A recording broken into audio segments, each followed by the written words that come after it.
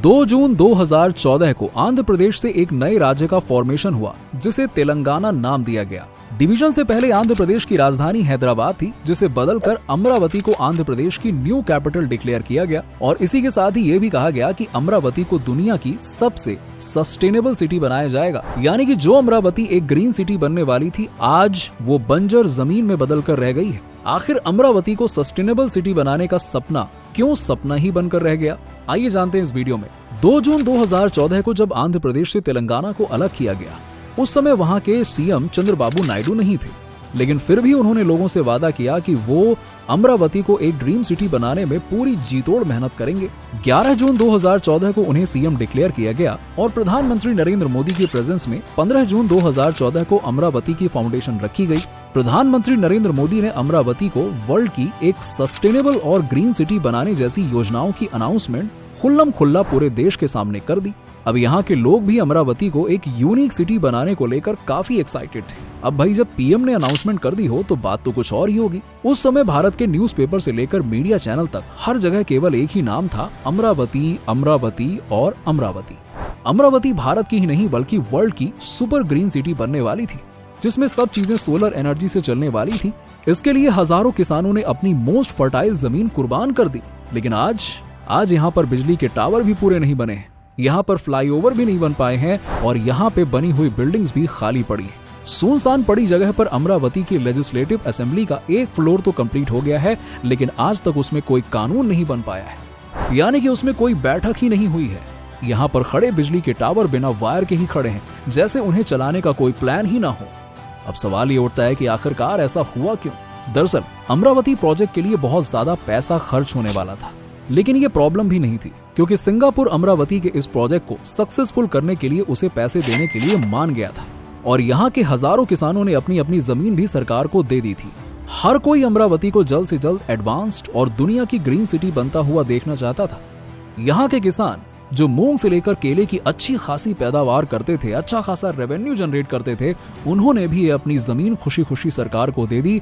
लेकिन उन्हें क्या पता था कि उनकी ये उपजाऊ जमीन बंजर जमीन में बदल कर रह जाएगी। जहां पीएम मोदी अमरावती को भारत का सिंगापुर कह रहे थे, आखिरकार आज ऐसा क्या हुआ कि अमरावती में ना तो रोड बन पाई और ना ही बिल्डिंग, और तो और हजारों एकड़ के एरिया के बीच बनी हुई यहाँ की लेजिस्लेटिव असेंबली भी आज वीरान बनकर रह गई है। जब अमरावती के लिए प्लान बनाया जा रहा था तो बताया तो ऐसा गया था कि अमरावती की लेजिस्लेटिव असेंबली को दुनिया की सबसे ऊंची स्टैचू के जितना ऊंचा बनाया जाएगा। यानी कि प्लानिंग के मामले में तो ऐसा प्लान किया गया कि जैसे हर बॉल पे छक्के ही लगाए जाएंगे, लेकिन आज तक इसका केवल एक ही फ्लोर बन पाया है। यहाँ पर कुछ बिल्डिंग्स तो बनी है, लेकिन उसमें रहने वाला कोई नहीं है। दरअसल आज अमरावती एक खंडहर बनकर रह गई है और उसके पीछे केवल एक आदमी का हाथ है, जिसका नाम है जगन मोहन रेड्डी। दरअसल प्रधानमंत्री के साथ मिलकर आंध्र प्रदेश के सीएम चंद्रबाबू नायडू ने अमरावती को एक ग्रीन और सस्टेनेबल सिटी बनाने का जो सपना देखा था, जगन मोहन रेड्डी ने उस पर पानी फेर दिया। चंद्रबाबू नायडू ने कहा, हमारी सरकार में 3 राजधानियों की आड़ में कोई खेल नहीं होगा। हमारी राजधानी अमरावती है, अमरावती ही हमारी राजधानी है।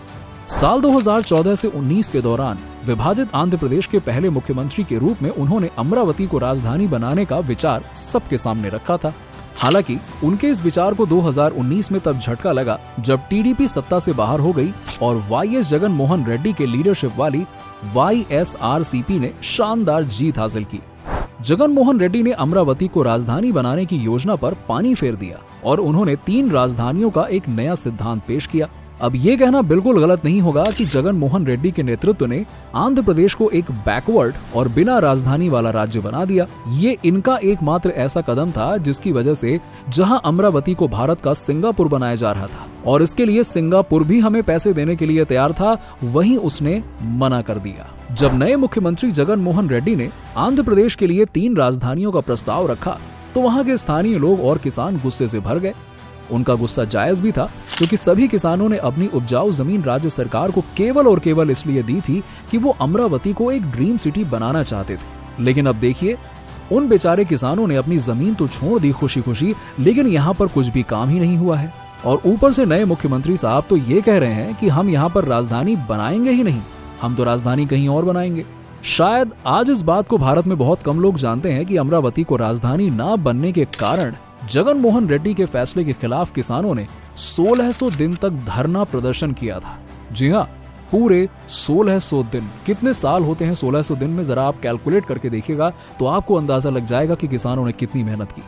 एक दिन बाहर सड़क पर बैठना बिना कुछ खाए पिए बहुत होता है, लेकिन उन किसानों ने 1600 दिन तक ये किया। जरा सोचिए, एक गलत उम्मीदवार को चुनकर उन्हें आखिरकार किन गुनाहों की सजा मिली। इस धरने में लगभग 25,000 से भी ज्यादा किसान शामिल थे। किसान इस केस को हाई कोर्ट तक लेकर गए, लेकिन वहां पर भी उन्हें कोई फायदा या ज्यादा सपोर्ट नहीं मिला। उसके बाद इस केस को सुप्रीम कोर्ट ले जाया गया। सुप्रीम कोर्ट ने मुख्यमंत्री जगन मोहन रेड्डी को ऑर्डर दिए कि वो 6 महीने में अमरावती को आंध्र प्रदेश की राजधानी बनाए और बिल्कुल वैसा ही काम करें जैसा यहाँ के लोगों और किसानों को सपना दिखाया गया था। अमरावती का ये सफर 2014 से शुरू होकर 2024 तक पूरा होना था, लेकिन ये अभी भी अधूरा था। लेकिन अगले चुनाव में ये जरूर सफल होगा और अब शायद अमरावती फिर से भारत का सिंगापुर बनने की राह पर होगा। लेकिन 2024 में हुए लोकसभा चुनाव के बाद अमरावती में शायद फिर से जान आ सकती है। इस बेजान पड़ी सिटी में भी शायद बस और ट्रैफिक की चहल पहल, यहाँ पर रहने वाले लोगों की आवाज और मार्केट की चहल पहल फिर से पैदा हो सकती है। अब नायडू ने इस सिद्धांत के स्थान पर एकल राजधानी के फैसले को तरजीह दी है। टीडीपी, बीजेपी और जनसेना के राष्ट्रीय जनतांत्रिक गठबंधन ने हाल ही में राज्य में एक साथ कराए गए लोकसभा और विधानसभा चुनाव में शानदार जीत हासिल की है। एनडीए ने विधानसभा में 164 सीटें और लोकसभा की 21 सीटें जीती हैं। इस जीत से अमरावती राजधानी शहर परियोजना को नई जान मिली है। टीडीपी लोकसभा चुनाव में 16 सीटें जीतकर एनडीए गठबंधन की दूसरी सबसे बड़ी पार्टी बन गई है। मोदी 3.0 कैबिनेट में टीडीपी को एक केंद्रीय मंत्री का पद मिला है और एक राज्य मंत्री की जिम्मेदारी मिली है।